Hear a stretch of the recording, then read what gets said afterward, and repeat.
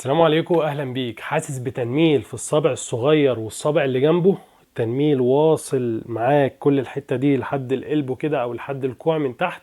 الوجع ده انا عارفه كويس، ده وجع التنميل او وجع بيبقى وجع عصب.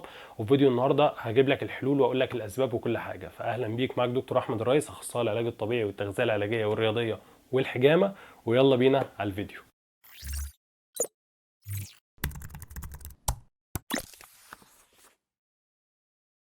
تعال اقول لك على الاسباب الاول خالص كده اللي عملت لك التنميل ده. في عندنا عصب ماشي واخد الصابعين دول كده وماشي في الايد في كل الحته دي كده من تحت هنا كده، واخد كل المنطقه كده وبيغذي الصابعين دول. العصب ده ممكن يتضغط عليه في اي حاجه في المنطقه دي، ممكن يتضغط عليه عند العظمه اللي هنا كده عند الكوع. عارف انت زمان واحنا صغيرين او احنا كبار برضو لما كنا بنتخبط في كوعنا تحس بكهرباء؟ اهو الكهرباء دي بتكون بسبب الالنر نيرف او العصب ده ان هو اتخبط كده. فلو انت قاعد على مكتب كتير ساند كوعك على حاجة صلبة، ممكن يعمل لك التنميل في الصابعين دولت او على كل الكورس او كل المدى اللي العصب ده بيغذيه. طيب ايه ممكن كمان يسبب؟ ممكن يسبب التنميل ده لو انت ماسك مثلا حاجة وعامل ايدك كده بالشكل اللي انت شايفه ده. ممكن الموبايل مثلا انت تتفرج على حاجة وعامل ايدك كده، لان عندك هنا البيزي فورم والهوك اوف حميد بيعدي من جنبهم الالنر نيرف او العصب اللي احنا بنقول عليه. فبرضو الضغط كده او الحركة دي بتضغط على العصب ده. ممكن اسباب تانية خالص، ممكن اسباب من الفقرات. فليه اسباب كتير، بس في فيديو النهاردة هقول لك على علاج، هقول لك على تمرينين هنعملهم، او خلينا نقول تمرينين ومساج. هعرفك تعمل ازاي مساج عليه عشان تشيل الضغط اللي عليه دوت وتفكه ان شاء الله يبقى زي الفل. يلا بينا على التمارين. هنبدأ أول حاجة معانا وإن إحنا هنعمل مساج على المنطقة، أو خلينا نقول كده ديب مساج عميق شوية على المنطقة اللي العصب بيغذيها، عشان نفك أي اضطرابات أو أي التصاقات موجودة في المنطقة دي، عشان يرجع يمشي في مساره عادي ومبقاش حاجة ضغط عليه ويفك التنميل ده. هتمشي بإيدك كده من تحت خالص عند الترايسبس، تمشي أهو أهو أهو بالراحة، ضغط بس خفيف، تمشي كده عند المنطقة اللي ماشي فيها العصب كده، ضغطة بس مش ضغطة شديدة قوي، بس ضغطة عامة. وتكرر كده 10 مرات، يعني كده 3 مرات ادي 4 5. تضغط على المنطقة دي اهو، مساج كده، مساج تقيل شوية. تمام اهو، ممكن عادي بصبعك الابهام في المنطقة دي اللي انت حاسس ان هي هتحس بيها بتنميل، اللي انت حاسس فيها بتنميل. ممكن اغلبية الناس بيبقى عندهم تنميل في الحتة دي، فممكن تمشي ايدك كده بس بالراحة مش قوي يعني كده. تمام.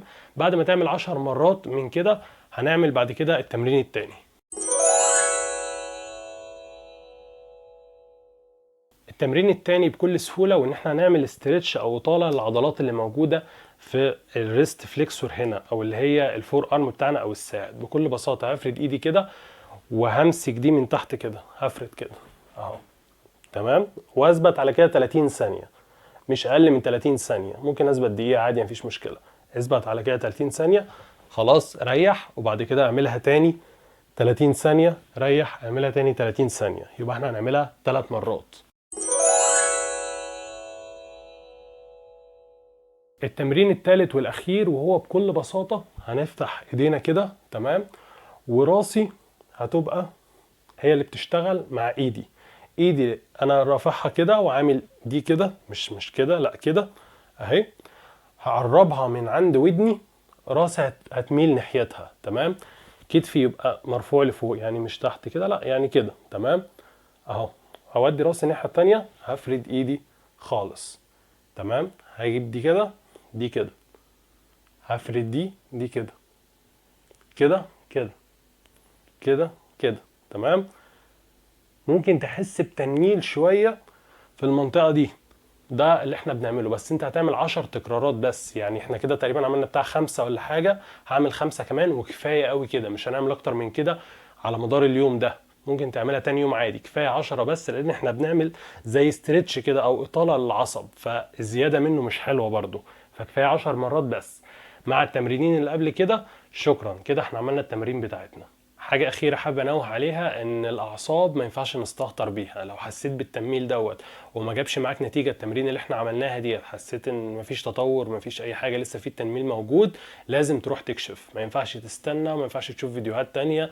ده مش علاج. احنا بنقول حاجات مثلا ممكن يبقى في ضغط على العصب، فالتمارين اللي احنا بنعملها بنحرك العصب بنشيل الضغط على المنطقة، هيجيب مع ناس نتيجة، في ناس تانية مش هيجيب معاهم نتيجة. فلازم تروح تكشف، لان الاعصاب ممكن تقعد تستشفى سنين. فكل ما رحت بدري كل ما قللت الفترة دي. يعني انت لو لا قدر الله كان حاصل كسر في العظم، او حاصل مثلا قطع في عضلة، او حصل مش عارف مشكلة في شريان او وريد، عادي بيستشفى. ممكن يقعد فترة طويلة اللي هي اقصاها سنة مثلا، بس هترجع كويس. لكن الاعصاب ممكن تقعد لسنين، ممكن تقعد 10 سنين بتحاول لسه تستشفى.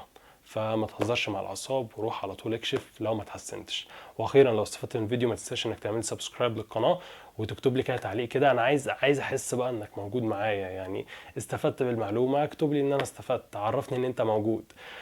ويا رب تبقوا كلكم سالمين. والسلام عليكم.